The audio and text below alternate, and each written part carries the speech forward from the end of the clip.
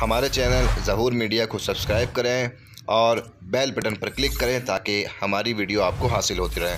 اگر آپ کو ہماری ویڈیو پسند آئے تو لائک کے بٹن کو دبائیں اور ہماری ویڈیو کو شیئر کریں۔ اعوذ باللہ من الشیطان الرجیم، بسم اللہ الرحمن الرحیم، الحمدللہ رب العالمین، الصلاۃ والسلام علی اشرف الانبیاء والمرسلین وعلی اہل بیتہ الاطیبین الاطہرین، اما بعد، السلام علیکم ورحمۃ اللہ۔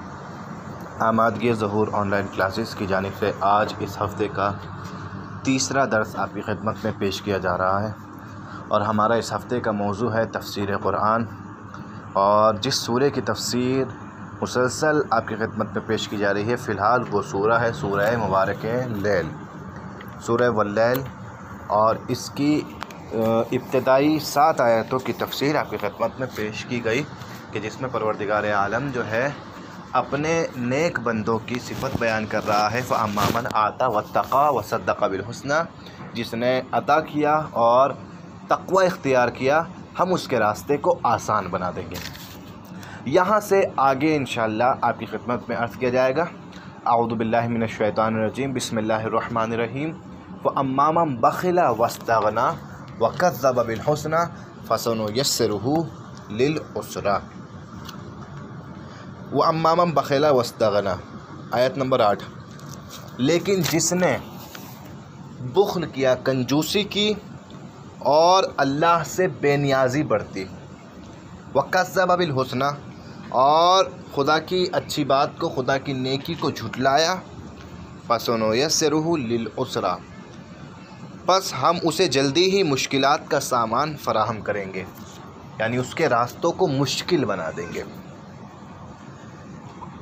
اور پھر آیت نمبر 11 میں کہتا ہے وَمَا يُغْنِي عَنْهُ مَالُهُ إِذَا تَرَدَّىٰ، یہ گمان یہ کرتا ہے، یہ جو بخیل ہے، یہ جو کنجوس ہے، یہ گمان کرتا ہے کہ اس کا مال اسے فائدہ پہنچائے گا۔ وَمَا يُغْنِي عَنْهُ مَالُهُ إِذَا تَرَدَّىٰ، جب یہ مرے گا تو اس کا مال اس وقت اس کے بالکل کام نہیں آئے گا۔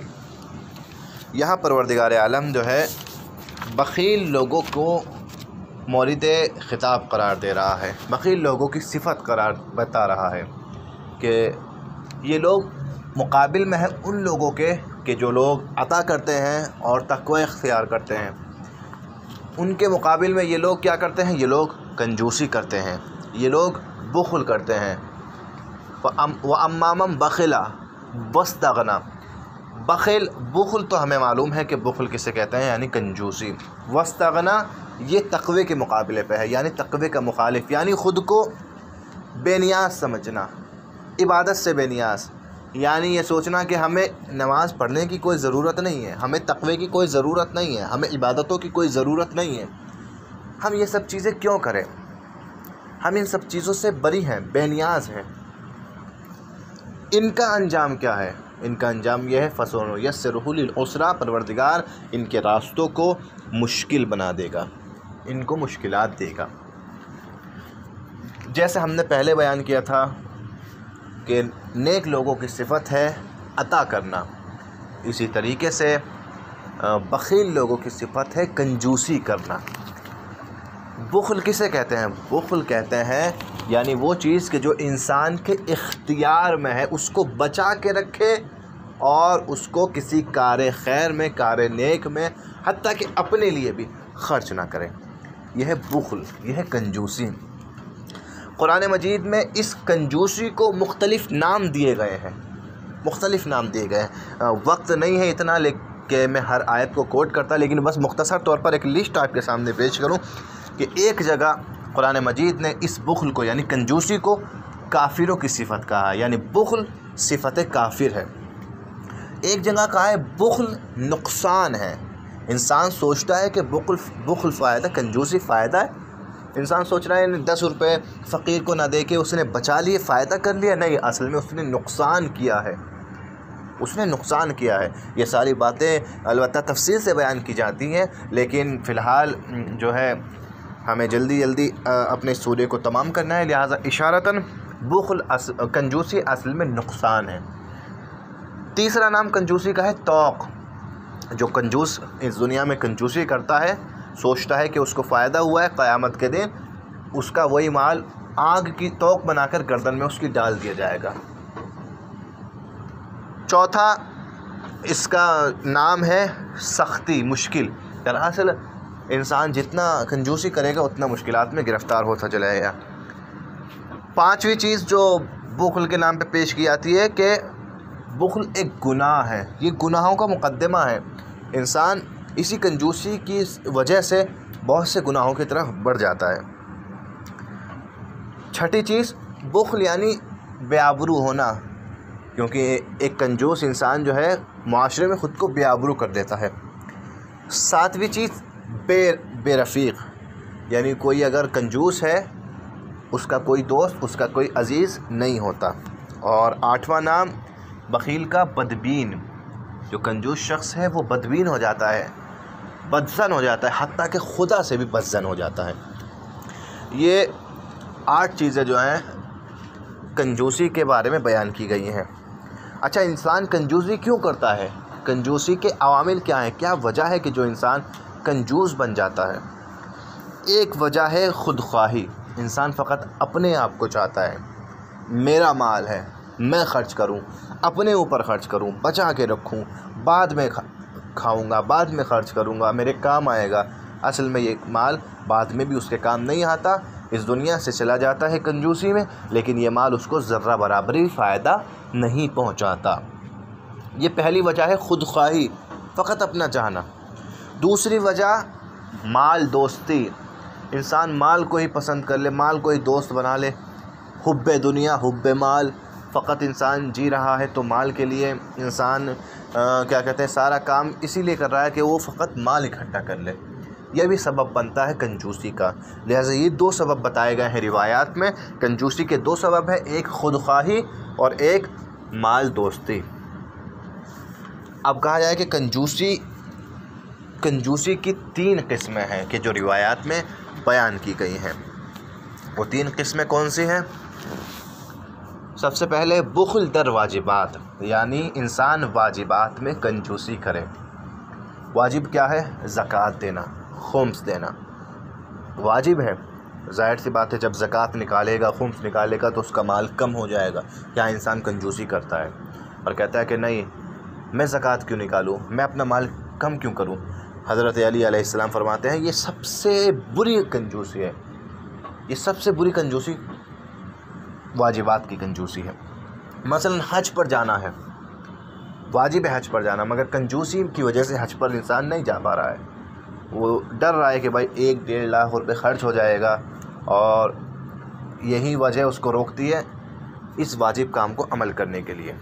تو پہلی قسم کنجوسی کی واجبات میں کنجوسی۔ دوسری انفاق میں کنجوسی، انفاقات میں کار خیر کرنا چاہ رہا ہے مگر نہیں کر رہا ہے کنجوسی کی وجہ سے۔ مسجد بنوانا، مدرسے میں دینا، مجلس کے لیے خرچ کرنا اور محفل کے لیے خرچ کرنا، یا دوسرے فقیروں کی مدد کرنا، مسکینوں کی مدد کرنا، یتیموں کی مدد کرنا، یہ کار خیر ہے مگر اس میں کنجوسی کر رہا ہے۔ یہ دوسری قسم کی کنجوسی کی دوسری قسم ہے۔ اور ایک کنجوسی کی تیسری قسم ہے، وہ کیا ہے؟ امور ممدوحہ میں کنجوسی، یعنی خود اپنے لیے یا اپنے گھر والوں کے لیے خرچ کرنا، انسان اس میں بھی کنجوسی کرے۔ بہت سے لوگ ہوتے ہیں مثلا اپنے گھر والوں کے لیے بھی خرچ کرنے میں کنجوسی کرتے ہیں۔ روایات میں ہے کہ انسان اپنے جب گھر واپس جائے تو ہدیہ تحفہ لے کر جائے، کہیں سفر سے جائے تو گھر والوں کے لیے تحفہ اور ہدیہ لے کر جائے، خاص کر اپنی بیٹیوں کے لیے۔ یا مثلا جب انسان گھر لوٹے رات کو، بہت سے انسانوں کی عادت ہوتی ہے کہ مثلا راستے میں سے بچوں کے لیے کوئی پھل خرید کے لائیں، یا کوئی کھلونا یا کوئی اور تحفہ اسی طریقے سے لانا، یا بچوں کے دیگر ضروریات کو پورا کرنا۔ اس کے مقابلے میں کچھ لوگ بہت ہی زیادہ کنجوس ہوتے ہیں، حتیٰ اپنے بچوں کے معاملات میں بھی اس طریقے سے کنجوسی برتتے ہیں۔ تو یہ تیسری کنجوسی کی قسم ہے۔ تو کنجوسی کی یہ 3 قسمیں روایات میں بیان کی گئی ہیں۔ ایک بہت بری صفت ہے کنجوسی، اور روایات میں اس کو صفت رذیلہ کے نام سے یاد کیا گیا ہے، رذائل، یعنی ایک بری صفت ہے اور اس صفت کو دور کرنا چاہیے۔ اب فقط ہمارا کام یہ نہیں ہے کہ ہم اس صفت کو بتا دیں اور برا کہہ کے گزر جائیں، نہیں، روایات نے، اسلام نے اس کا علاج بھی بتایا ہے۔ اگر بیماری ہے تو علاج بھی ہے، اگر درد ہے تو دوا بھی ہے۔ پہلا راستہ کنجوسی سے بچنے کا یہ ہے کہ انسان اپنے آپ کو اس بات کے لیے مجبور کرے کہ جی مجھے سخاوت کرنی ہے، چاہے ریاکاری کے لیے ہی کیوں نہ ہو، مجھے روزانہ 1 روپیہ ایک فقیر کو دینا ہے، چاہے دکھاوے کے لیے کیوں نہ ہو۔